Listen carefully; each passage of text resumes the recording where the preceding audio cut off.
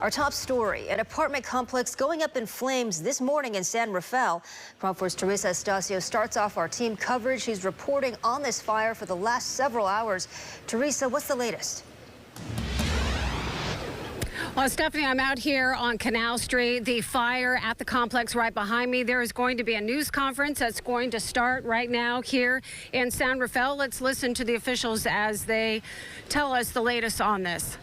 Hello, my name is Sergeant Justin Graham. I'm with the San Rafael Police Department, and I'm joined by my fellow first responders. This press briefing is to discuss the fire that you see behind me that occurred at 519 Canal Street. I'm going to start by introducing Deputy Chief Robert Sinnott. Good afternoon. To recap from this morning's news conference, this fire was reported at approximately 5:36 a.m. It's a three-story apartment building, wood frame, with 19 living units. Approximately 55 people were residing here at the time of the fire. Upon arrival of the first fire units, they found the building to be nearly fully involved in fire, with residents fleeing, some jumping out of windows or upper story balconies. San Rafael police, who arrived simultaneously with us, were instrumental in assisting with evacuations. We're grateful to them. Firefighters first focused on ensuring that everyone was safe and out of the building. They did their best to ensure that. The next objective was to contain this fire to the building of origin. As I mentioned, upon arrival, the building was nearly fully involved. So the objective is to protect the buildings on either side from damage. That was the next objective. Third objective was extinguishment, confinement, control. It took about an hour or so to get this fire under control. Then they went into an extensive overhaul and mop-up mode. No firefighters were injured at this fire. Unfortunately, we had 8 patients or 8 civilians, residents, who were injured. One was transported immediately to the hospital with more serious injuries. That person is stable at the hospital. 3 other patients were transported with minor injuries. They were treated at a local hospital and released. Others who had minor injuries were treated at the scene and released. At this point, I'm going to turn it over to Deputy Director of Emergency Management, Quinn Gardner. Good afternoon. As the fire behind us is contained, our focus shifts to making sure the residents that have been displaced have their needs met. So we have an evacuation center currently opened at 50 Canal Street, our Borough Community Center. We're asking the public to hold off on any physical donations. If you wish to donate cash or gift cards, you can do so through the Canal Alliance website or visiting them at their 91 Larkspur address. That'll help us make sure residents are able to get exact items that they need as they face a long recovery. We will be opening an overnight shelter for the residents displaced to assure everyone has a safe space to sleep tonight. And I believe we can turn it back over and take any questions. How many people? Give me one just moment. So I do want to clarify. I understand many of you have done some interviews. Currently, we have 2 people that are currently missing, and we are making every effort to try to locate them. In fact, if they're listening to this broadcast and you haven't checked in with family or us, please contact either the San Rafael Police Department or the San Rafael Fire Department to let us know that you're okay. But we are actively working to locate at least 2 individuals that are currently missing from this incident. With that, we'll go ahead and field some questions.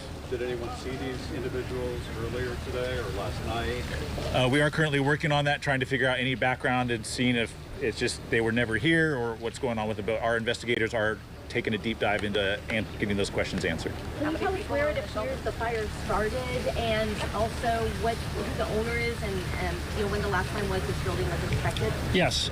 So this building, as with all other apartment buildings in San Rafael, receive an annual fire inspection. This building was last inspected in July of 2025. It passes inspection. I do not have owner information at this time. I would also like to note, I failed to mention earlier in my report, that the Marin County Fire Investigation Team has been on scene for several hours. They've started a very robust investigation. They will call in as many resources as they need, additional local resources, state or federal resources, in order to help determine the cause of the fire. And folks are on this side or the other side, do you know yet? We do not know. Well, as I mentioned, the first arriving fire units and PD units reported that the building was nearly fully involved upon our arrival. Just to note again, I might have mentioned this earlier, we have 3 fire stations within a mile of this site. There was no delay in response whatsoever. The response was immediate based on the 911 calls that came in. We have plenty of water supply in this area. And again, we had PD assisting with evacuation, so we had an immediate response and convergence. We also have a very robust mutual aid system in Marin County. We called in units from all over Marin to assist us. So we had multiple resources on scene in order to fight this fire. Deputy Chief, can you talk about how the fireboat played such a huge role, especially as people were jumping from the back balconies? Thank you. An important point that I mentioned at our earlier press conference, San Rafael does have a fireboat that was staffed and deployed. It came up the canal, which is directly behind these buildings. It assisted with firefighting and rescue operations, and also containing any hazardous materials or oil spills that occurred due to the fire. How many people were you guys able to rescue? I don't have a number on that. Possibly Sergeant Graham does. How many people are at the borough center? We're expecting approximately 55 to 60 overnight, but we know some folks also went to work and school, so that number could increase. And I also just want to take this moment to thank all of our partners that have been involved in this, including the Canal Alliance, American Red Cross, Salvation Army, and numerous others who have all stepped up in this time of need to support our community. We know probably most of the people that live here are undocumented immigrants or just immigrants, so what are the resources available to them? And we want to make sure, regardless of the status, can they have access to these resources? And what is the message for this community? Yeah, absolutely. We're not asking about immigration status as we work to support these residents and are intentionally working with trusted community partners to help overcome any hurdles. And if anyone was impacted by this fire and hasn't yet come to seek assistance, please do so. We are just here to support you and help you with this recovery. Just to clarify, are you asking everyone who is a resident here to check in so that you can get to the bottom of these 2 missing, or?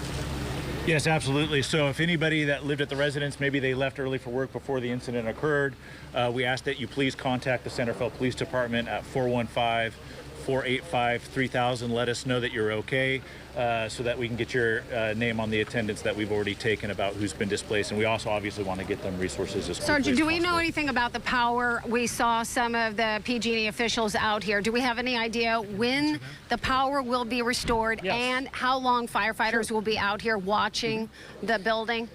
Yes, PG&E, one of our utility partners, responded immediately, both from their gas and electrical division. We had the electrical division secure the power lines overhead because we had deployed our ladder pipes. We didn't want any kind of an interference whatsoever or a risk to our firefighters. The power now is being turned on to the entire community in the surrounding area, with the exception of the stricken building. Chief, the people who jumped into the water from the fire to escape the flames, was that from balconies on the backside here? I'm not sure if they jumped into the water specifically, but yes, they jumped and either landed probably on the ground behind the building and were then Stephanie, that is the latest that you're hearing here at the news conference. We're going to stay on scene and have more information as it becomes available. All right, Teresa, thank you so much for your live coverage and for bringing that live perspective of that press conference impacting, where they were discussing those impacted by this morning's apartment fire. Notably, the official there also mentioning that people can donate to support the victims of this by reaching out to the Canal Lions Club. So thank you so much to our Teresa Estacio for that coverage. And we've got much more on our website, continuing coverage of those impacted by the San Rafael apartment fire, those displaced, those injured, and how you can help. Again, you can go to our website, KRON4.com, for much more on that.